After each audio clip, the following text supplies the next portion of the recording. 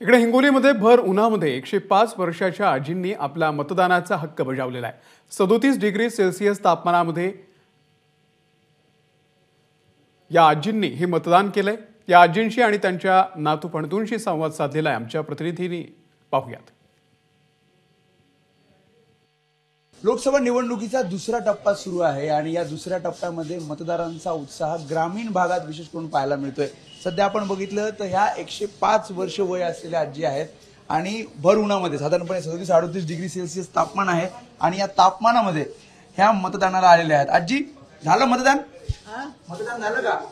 केलं? दाखवा। हे बघतोय आपण इथे, त्यांनी मतदानाचा हक्क आपला बजावलेला आहे। मतदान केलं? यायला गेलं बापू।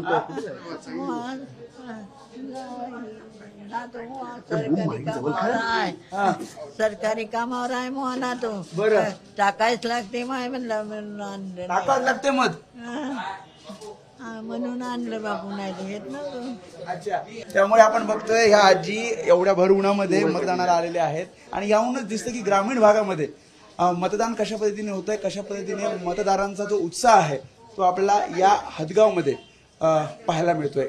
कॅमेरामॅन अरविंद संगारेसह मी वेदांत नाईक, एबीपी माझा, हदगाव। एबीपी माझा, उघडा डोळे बघा नीट।